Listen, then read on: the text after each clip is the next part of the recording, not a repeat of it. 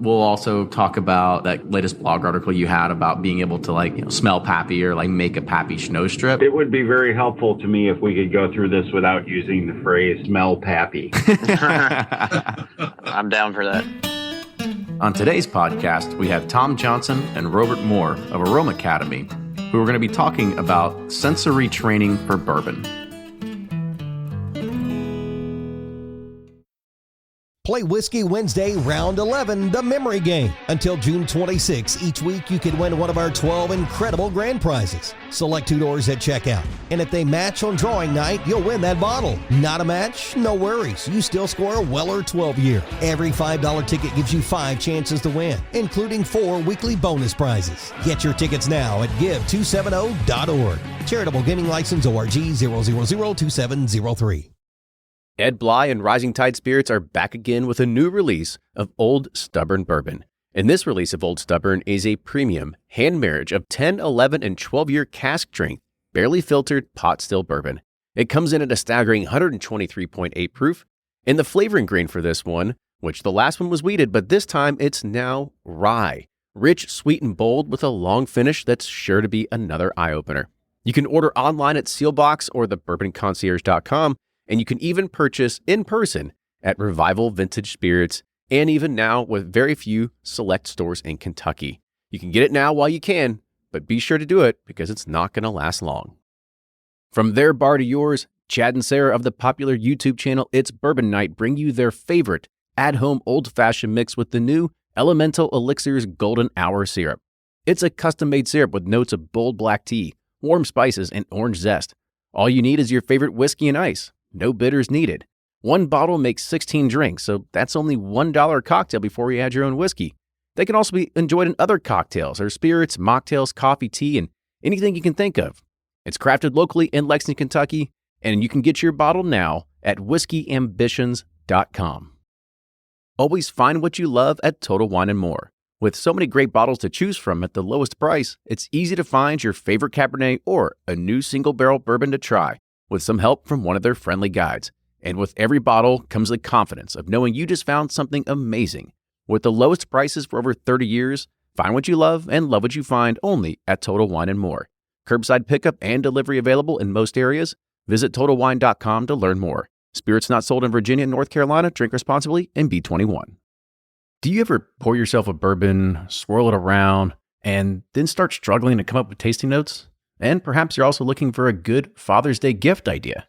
Well, you can now solve both with a kit from Knows Your Bourbon. And unlike other nosing kits on the market, Knows Your Bourbon kits feature real ingredients for the most authentic aromas.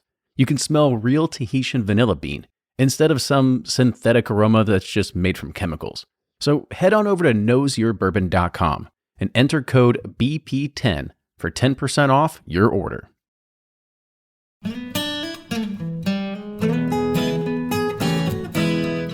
We're back with another episode of the Bourbon Pursuit podcast. My name is Kenny, and as always, I have Ryan here with me. Ryan, how was your Thanksgiving? Good, man. I'm still recovering of all the bloated and salty bourbon and food and bourbon. I'm just recovering, but feeling good. It was awesome to see family open some really good bottles.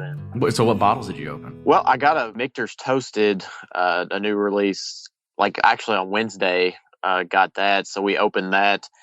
And then opened some Weller 12 175s I've been holding on to. And then some El Bertilli. Nothing crazy, but stuff I've just been holding on to till I got a couple extras and then shared them with the family or whatever. Yeah, I was kind of in the same boat. I went up to Ohio, and most of my family is actually from Ohio. And if anybody out there, they may not know it, but from what I hear on all through the tales of Twitter and everything like that, is Ohio is just a wasteland for bourbon. And so I brought up some of the bottles that I already had opened. So I brought up one of my Lot Bs and Weller 12 and some Willet and stuff like that. And they were going crazy. And of course, they see the Lot B and they're like, I've got to try the Pappy. I've got to figure out what Pappy's all about. Yada, yada, yada. And then I didn't want to be like, no, this isn't technically Pappy. I didn't want to get into that whole and then they're disappointed. Yeah. I didn't want to get that whole nonsense with them. But, I didn't want to, I didn't really break out any new bottles. I actually just started organizing everything. I had to take everything. I've got 6 boxes full of bottles in the basement that I've been storing And I took all the open ones out of there and finally put them on my actual liquor shelf in my dining room. So now I actually have an organized way of knowing what bottles I have open and what bottles I don't. So at least I have that going for me right now. That is nice. And yeah, it's funny you say that about the Lot B. I brought mine as well. And out of all the bottles, like everybody in my family really loved the Elmer T. Lee. And I'm like, well, that's only $40 and you can find it typically, 2 or 3 times a year. So it just shows you that you don't have to go for that Pappy to get the most bang for your buck. Mm-hmm. And we kind of talked about, I said I have a bunch of bourbon bottles in my basement. I did some research on this, and there's always a lot of questions that come up on forums, and people say, like, if you have an extensive bourbon collection, or even whiskey collection, or even spirits collection for that matter, like, how do you store it? Like, what's the best way? And one of the things that is very prevalent is that it's not the same as storing wine. So of course it's sort of like wine, you want to stay away from high temperatures because, if anybody knows this, especially here in Kentucky, if you go like shopping in the midsummer and you go to the liquor store and you put a bottle of bourbon in your trunk and then you go into the office for a few hours, you might find it'll be about 110 degrees. Yeah. You're going to find out that the cork actually popped off the bottle because all that stuff, it expands and it can actually pop it out, right? So you end up with some damaged stuff in your car. But for extended periods, it can actually dry out the cork if you do that. So every once in a while you got to go and you got to flip the bottles upside down. You got to get those corks a little bit wet. The other thing is with bourbon bottles, you have to store them in an upright location. Like you can't put them on their sides, right? Because the thing is that the alcohol in the bourbon can eat away at the corks. And I actually found that one out firsthand. So I've got an old Jim Beam decanter that's a Model T, and the actual opening for it is kind of like on the trunk or the rear of the car. And so all the bourbon was sitting up against the edge of the car, and the cork has completely evaporated into the bourbon, right? So those are one of the things that you have to understand. And, some people talked about temperatures, always, sunlight and heat are the enemies. 56 degrees is like a really good place to keep it, store it upright because, it's just one of those things that, you don't want to have it too cold, because the fats will separate, and stuff like that. So. Wow, I didn't know it could be so advanced. Mine just sits in the basement and seems to do just fine. That's what mine's in the basement too. But I mean, I guess there are ways that people go crazy about getting humidity levels to a perfect way and stuff like that, and making sure. But again, my bourbon collection isn't near extensive as some of these pictures that I see, but still, I guess that's one of the things you have to take into consideration if you want to make sure your investment isn't going to go bad. Absolutely. I agree. Yeah. So why don't we talk about today's show? I think I'm pretty excited about it. I first, with wine, really liked smelling wine. And obviously a good part of drinking bourbon is doing all the aromas and smelling it. I don't know exactly what I'm smelling. And so I'm excited to talk to these guys to kind of steer me in a direction. I just know if something smells hot or it's got the caramel or vanilla aromas and stuff. But I think this will be a really cool show for our listeners. I think so too, because I'm in the same boat with you, right? I smell something and I'm like, well, it smells like bourbon. I guess we can probably drink it, right? Right. You're right. So let's go ahead and we'll introduce our guests. So today we have Tom Johnson and Robert Mohr of Aroma Academy. So fellas, welcome to the show. Nice to be here. Thanks, Kenny. Yes. So let's go ahead. We'll let each of you kind of just go ahead and give us a quick intro of first about who you are and how you got into bourbon in the first place. Tom, you want to go first? I'm started out as a writer and have become kind of an entrepreneur. Robert and I have been involved in a couple of startups together. I came to bourbon actually through wine. I was very serious about wine for a while and was a professional wine writer for a while. And living in Louisville as I do, as bourbon started to become less of a commodity and more of a higher end specialty beverage, I sort of drifted into bourbon in a kind of formal way. And it holds for me many of the same attractions as wine. And it's really cool because 95% of it is local. So it's a little bit like living in wine country. This is Robert. I I came to, I grew up in somewhat of a European household. My father is from South Africa, and my lineage goes back to the Boers that fought the British in the Boer War. So I come from some hardy stock. And I was taught to appreciate wine at a very early age. I was about 3 feet tall. Of course, they diluted my wine with a lot of water at the time, which is probably pretty good. And then I began exploring Scotch after many years of collecting wine. Then I moved to Kentucky, moved to Louisville, and you can't get away from bourbon here. And it just my palate evolved, and bourbon is just a wonderful thing. And I'm glad I came to it, started learning about it, and really wanted to know about spirits. It's always been a passion of mine. So I took some classes and became a certified executive bourbon steward with the Stave and Thief Society, which is located here in Louisville, and went on to get my certification in spirits, as well as Tom and I are both certified with the Wine and Spirits Education Trust in out of Europe. Well, awesome. So Nice. one of the so you guys work for or you run Aroma Academy, and the tagline is sensory training for drinks professionals, or maybe you should call it sensory training for drinking professionals. I don't know what the better tagline is there, right? We like to actually say that our graduates smell better. Yeah, there you go. Nice. So talk about, what is Aroma Academy? Aroma Academy was developed about 12 years ago by this really mad scientist in Scotland. He's a perfumer by trade, and his name is Dr. George Dodd, and he's a Scotch enthusiast. He really started the Aroma Academy to explore the science of flavor and the sense of smell. And he realized that people especially in the wine industry and all over, really have never trained their nose, their sense of smell. Everybody trains you're taught to feel as a child. You're taught to touch. Your mother holds you. You touch things. You feel things. You're taught to observe. You're taught to see. You're taught to listen. And you're taught to taste. But tasting is really not that much about taste. It's more about flavor. And your tongue is a blunt instrument. Your tongue can recognize 5 flavors. It can recognize sweet, salty, sour, bitter, and umami. Everything else is aroma. 95% of your ability to discern specific flavors comes from your sense of smell. A very small portion comes from your actual tongue. Dr. Dodd created Aroma Academy and created the aroma kits, and subsequently developed curriculums for training your sense of smell.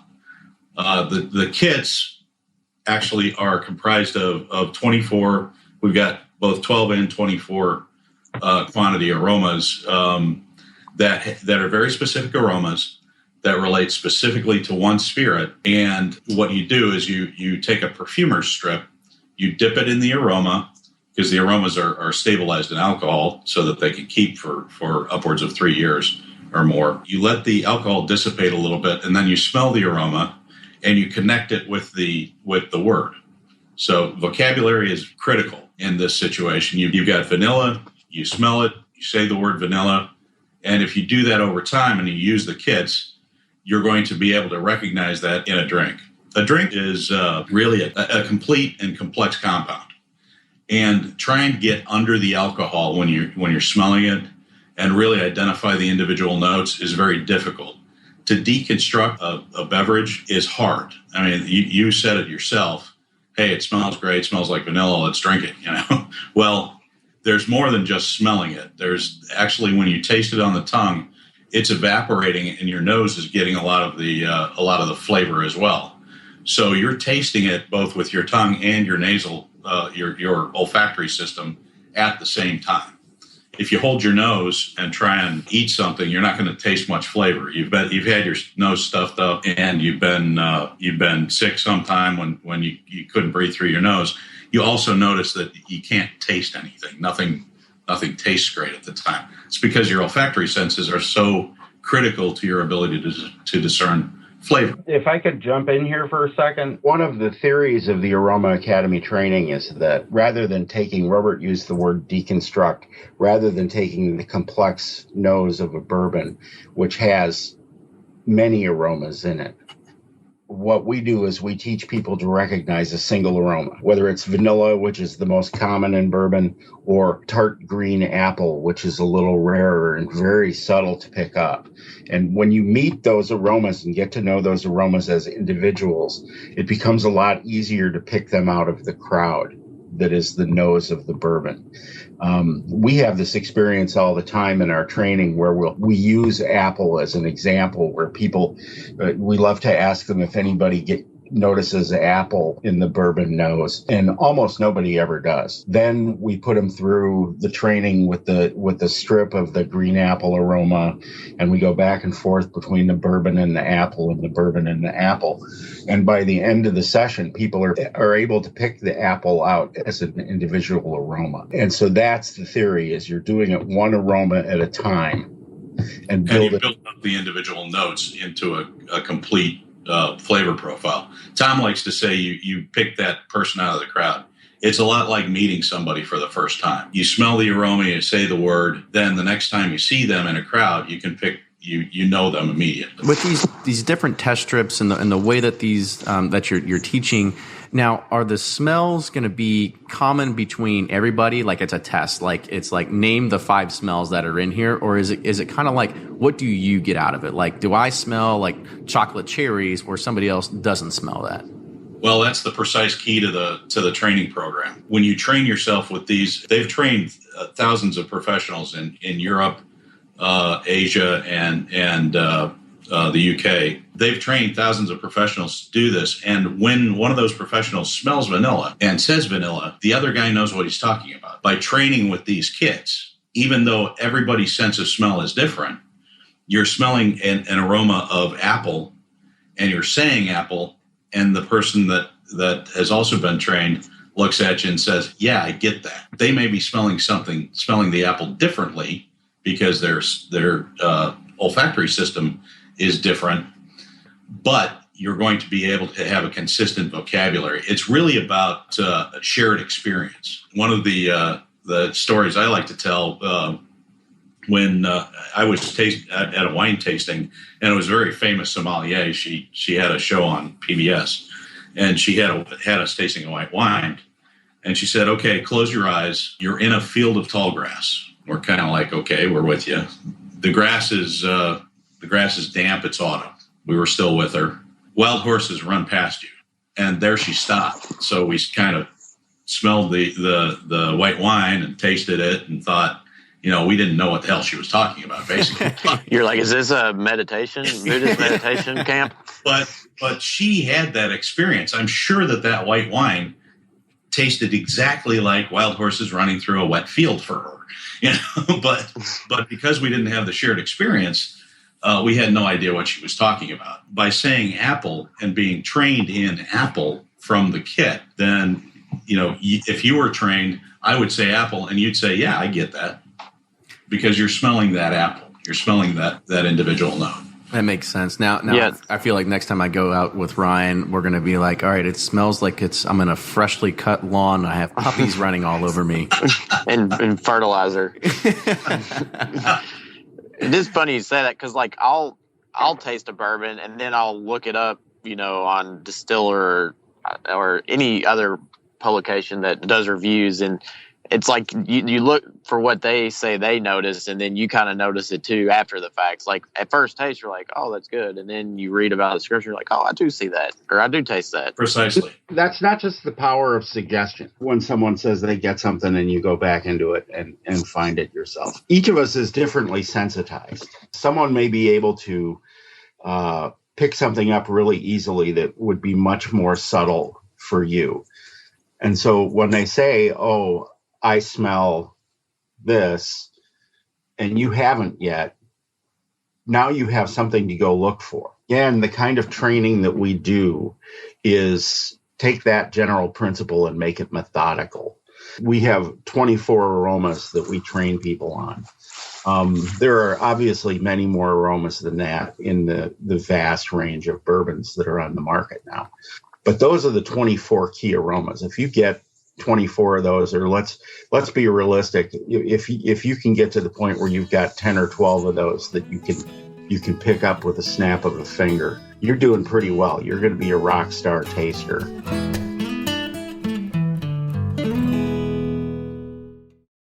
Shopify's already taken the cash register online, helping millions sell billions around the world. But did you know that Shopify can do the same thing at your retail store? Give your point of sale system a serious upgrade with Shopify. Shopify's point of sale is your command center for your retail store. From accepting payments to managing inventory, Shopify has everything you need to sell in person. And with Shopify, you get a powerhouse selling partner that effortlessly unites your in-person and online sales into one source of truth. Track every sale across your business in one place and know exactly what's in stock. Connect with customers in line and online. Shopify helps you drive store traffic with plug-and-play tools built for marketing campaigns, from TikTok to Instagram and beyond. And get hardware that fits your business. Take payments by smartphone. Transform your tablet into a point-of-sale system or use Shopify's point-of-sale Go mobile device for a battle-tested solution. Plus, Shopify's award-winning 24/7 help is there to support your success every step of the way. Do retail right with Shopify. Sign up for a $1 per month trial period at shopify.com/bourbon, all lowercase, and go to shopify.com/bourbon to take your retail business to the next level today. Shopify.com/bourbon. If you're anything like me, then you can't get enough about bourbon. And that's why I'm a subscriber to Bourbon Plus magazine. Bourbon Plus is a quarterly publication that tells the stories from the heart of bourbon, the farmers who grow the grain, the distillers who labor over the process, and the people like you and me who raise their glasses to celebrate it all. Subscribe to Bourbon Plus magazine today at bourbonplus.com, that's PLUS.com, and use code PURSUIT at checkout for $5 off your subscription.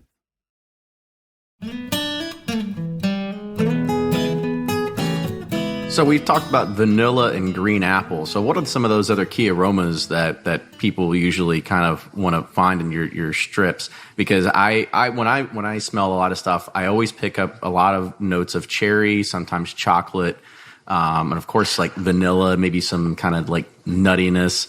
Hot tamales for me. That's a new one. Yeah, but you need to maybe adjust your bourbon selection. Yeah. You're gonna have caramel. You're gonna have buttery, butterscotch, brown spices, cherry, like you said, cocoa. You're gonna notice the corn, the aroma of corn underneath there, leather, malt, maple syrup, tobacco, orange peel, citrus of some kind. You're obviously gonna notice the oak and the vanilla. Vanilla is almost in everything, because it's the wonderful thing about vanilla is it is something that is so comforting to everybody. Everybody loves it, and there's a really base reason why, and it goes back to when we were infants. Vanilla is one of the key aromas in mother's milk. So if you were, and they put it in Similac too. So if you weren't breastfed, you are still gonna be comforted by the aroma of vanilla in anything, because you're so it was the first thing the first comfort you had, and one of the first experiences you had ever in this world. So my home's filled with vanilla. I just had twins, so there you go. I'll start picking up on that. Between that and Yankee Candles. Yeah. That's right. If you go to our website, which is aromaacademy.us, we have not just the bourbon kit. The bourbon training is brand new. It's actually not out yet. It's going to be The shipment is just set up to come from the UK. We're awaiting it any day now. We have gin. We have some other things and some more stuff coming out. But you can go to the website and read the whole list of all the aromas. It's really very interesting, the process that we go through to pick out what are the key aromas and what will best express the full range of a drink category. Yeah, when we were working on the bourbon kit, we had to pick from 9 samples of butterscotch. Wow. Wow. You must have a really refined nose to be able to do that, because there's just no way.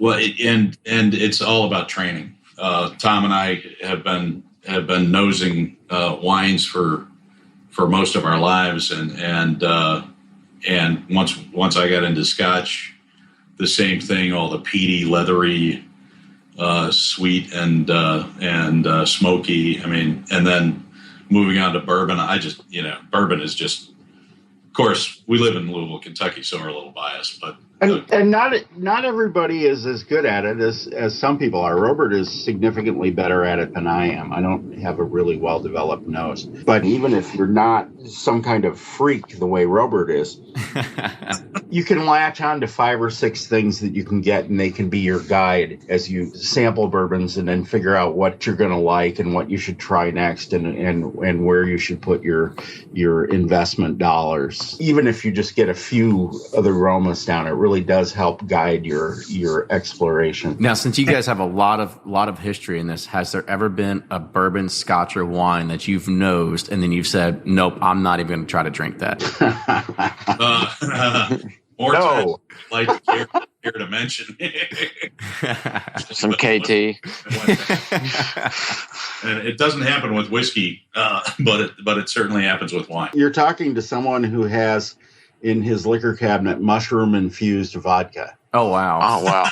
So my standards are let's call them broad. I was about to say that totally beats the sort of cotton candy flavored vodka you usually see on some shelves. It's really good in Bloody Marys. We haven't found another. I can imagine. There's another kind of a funny thing you all did on your blog when you talked about creating, I guess you'd say, like a nosing sample of Pappy Van Winkle. Can you talk about that a little bit? When the Scotch kit was developed, it's actually a whiskey kit, which is geared to Scotch and Irish whiskey because, the guys that developed it are Scottish.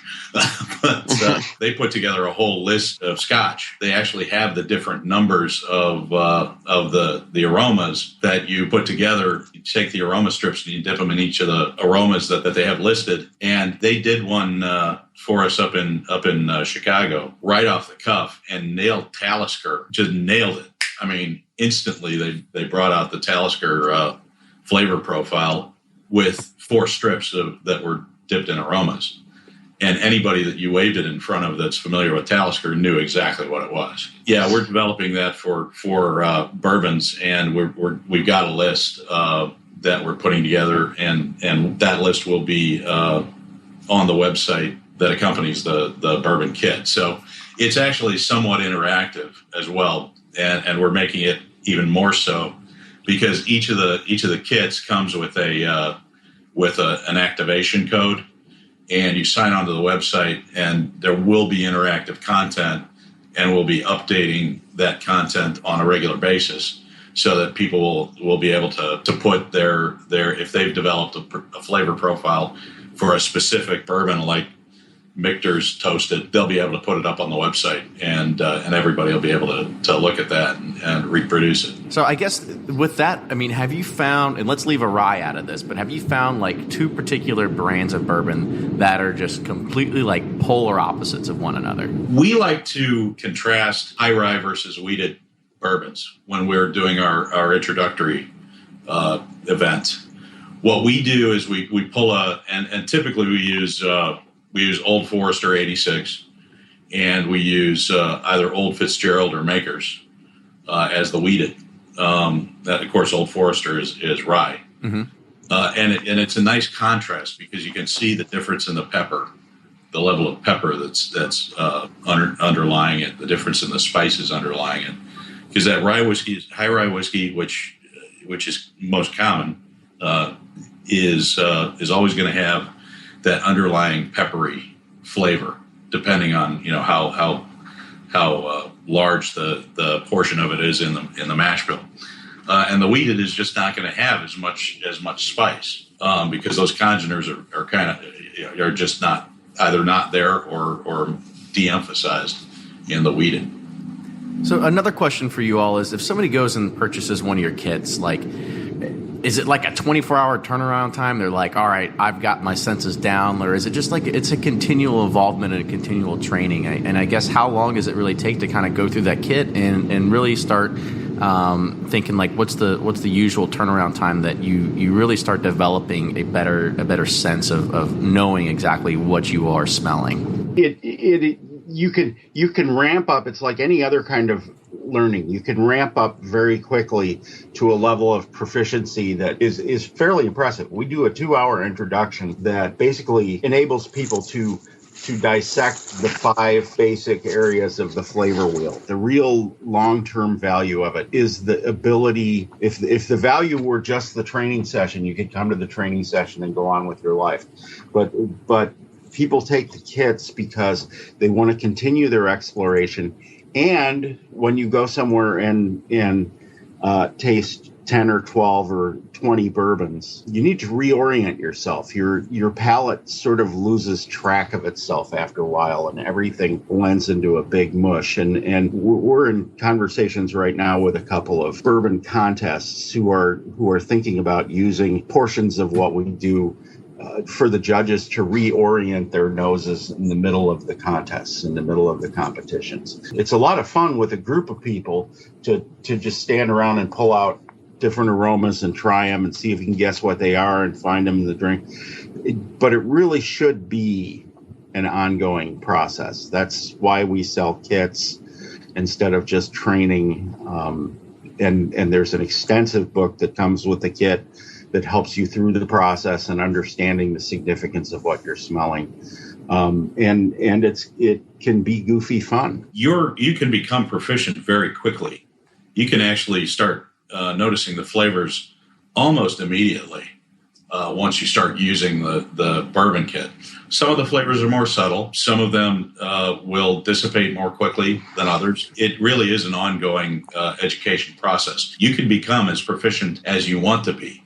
But if you use one of these every day for a week and just spend an hour recognizing the aromas and going through the aromas each day, you can be an absolute rock star, like Tom said, in a week's time.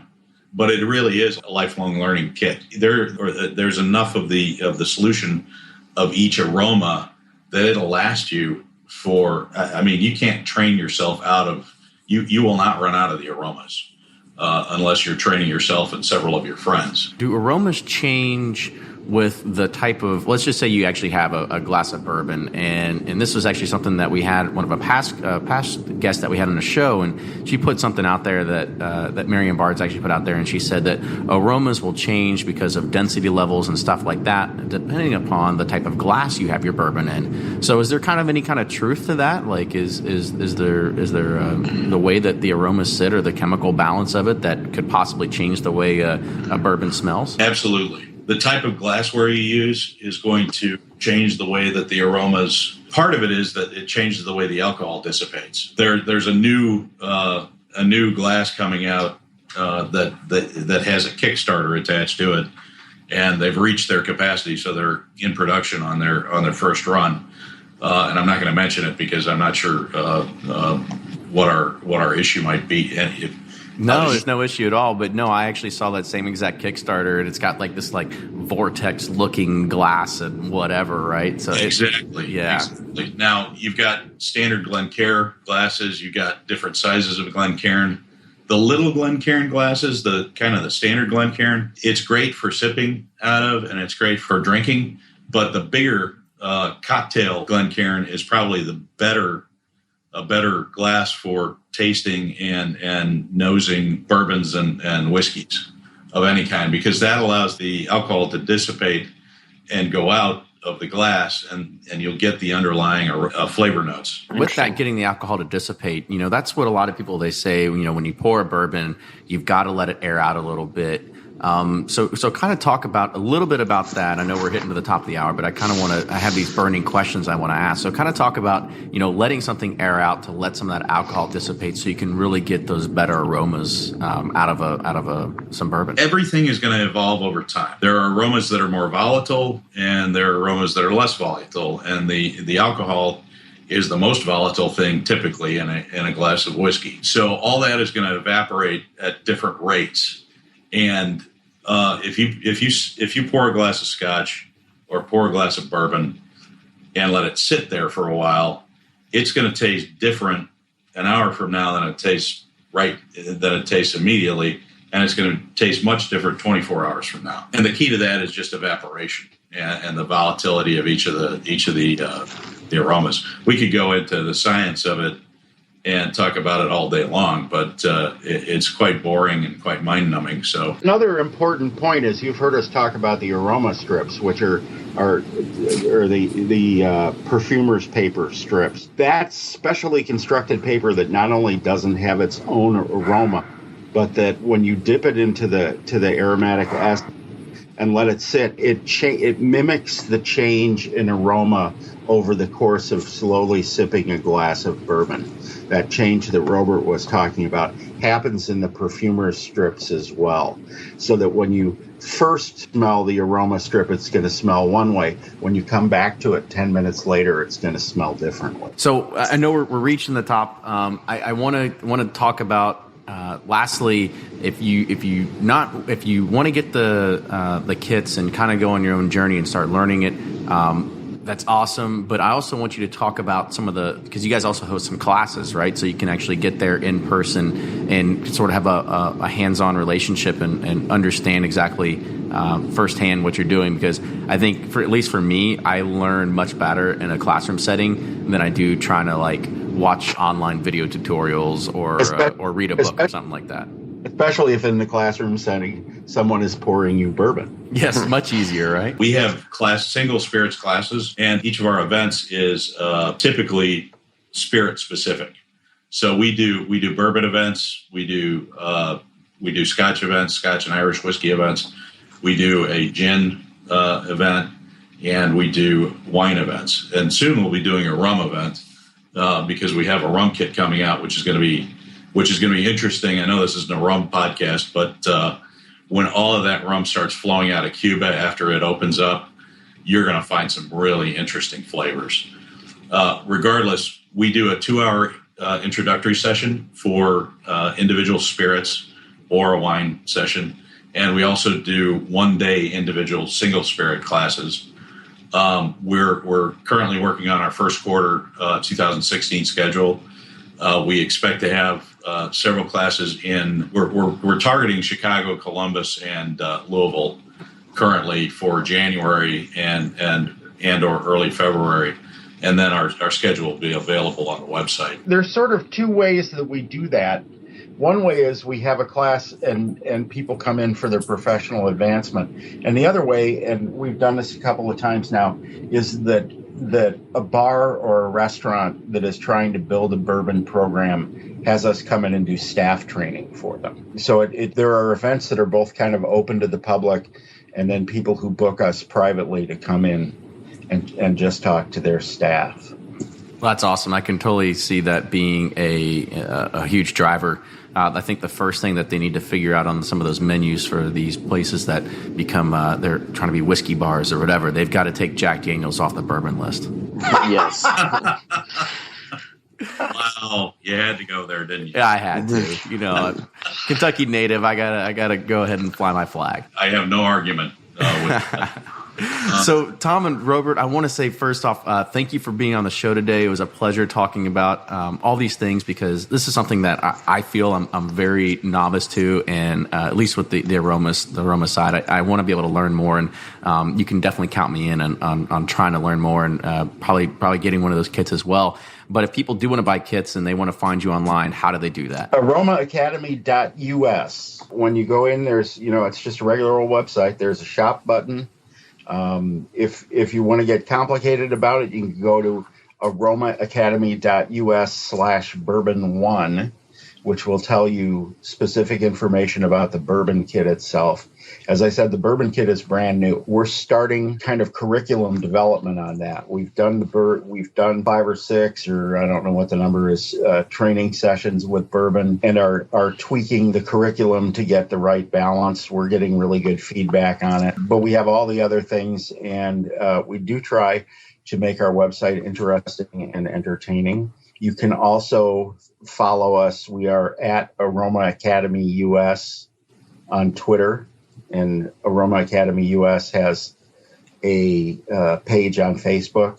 Again, we try to add some entertainment value to things, but we also are publishing information about where our training is available.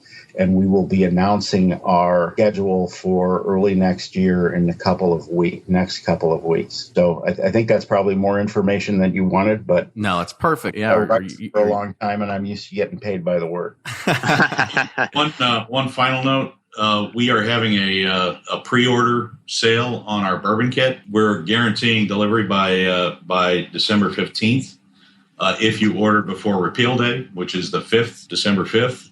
And we're offering 20% off of the bourbon kits during that time period. Oh, man, now the rush is on us to get this. Go ahead and post this the next 2 days then. Yeah, exactly. We'll figure something out for your listeners, and we'll let you know. You can put it up on your website. We'll get them a coupon code or something so they can carry that through for a few extra days if the air date of this is... That's fantastic. Yeah, just have them. You follow these guys on Twitter and then send them a direct message, and then they can probably give you a coupon code or something like that. Absolutely. Yeah. Well, great. For sure. Well, awesome, Tom and Robert. Again, thank you for joining the podcast. This has been really enlightening, in my opinion. So, Ryan, close us out. That was really awesome.